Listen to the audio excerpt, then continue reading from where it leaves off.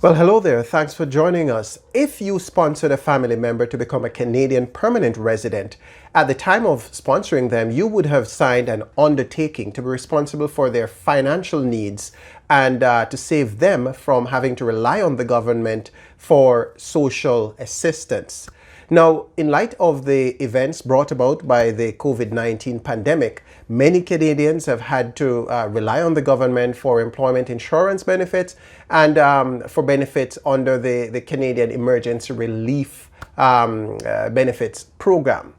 What does that mean for persons who were sponsored and who are now in Canada and who have had to apply for either of these benefits? Do these benefits qualify as social assistance? And will there be any negative repercussions as a result of you applying for these benefits? We'll have more information on that after the break. And do remember to hit the subscribe button and to check us out on our website at www.go.gooselaw.com. We'll be right back.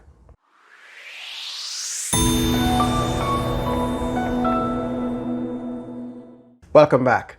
My name is Donovan Francis. I'm a Canadian immigration lawyer and I help people inside Canada and outside Canada who want to become Canadian permanent residents without having to handle all of the complicated immigration forms that are part of that process.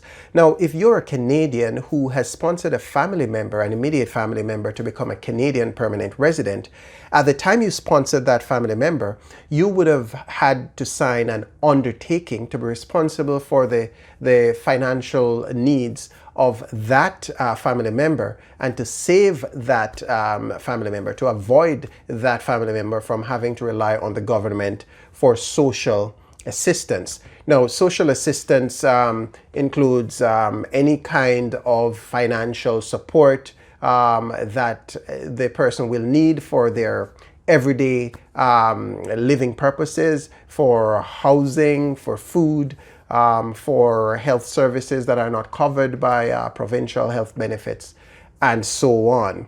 Now, where persons who have been sponsored end up having to rely on the government for social assistance, then and that reliance happens within the stipulated time period that they're not expected to apply for social assistance, then there is an expectation that the sponsor will be responsible for repaying the equivalent amount for the benefit that the sponsored family member would have gotten. Now, this undertaking varies. The length of the undertaking varies depending on who is being sponsored. And so a child who is over the age of 22, the undertaking period is going to be 3 years, whereas the undertaking period for a child who is under the age of 22 is going to be 10 years, or up until that child turns 22, whichever comes earlier. For spouses and common law partners and conjugal partners, the undertaking period is 3 years. And for parents and grandparents and their accompanying dependents, the undertaking period is going to be 20 years. And so the period varies depending on who, which dependents are being sponsored. And so the critical question then is, what does this mean for you if you were somebody who sponsored a family member to become a Canadian permanent resident and that family member ended up having to apply for EI or having to apply for CERB due to financial difficulties brought about by the COVID-19 pandemic? What does it mean for you? Does it mean that these persons have technically applied for social assistance? And if they have, does it mean that there's now a financial obligation on you to repay the government for that benefit? The answer to that question is no.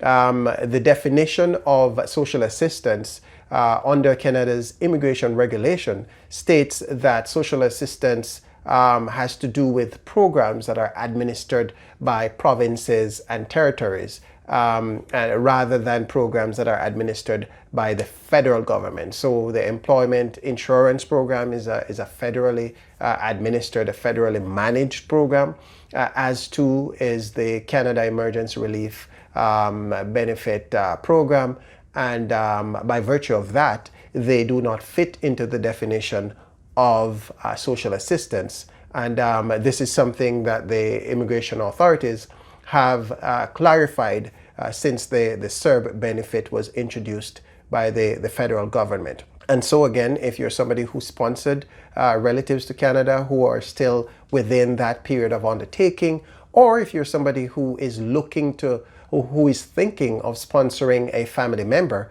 and you yourself have had to take advantage of either of these two benefits, you can feel confident that there's no obligation on you to repay these, as these do not fit into the definition of social assistance. I trust you found this video to be useful, and do go ahead and hit the subscribe button, and check us out on our website at www.go.gooselaw.com.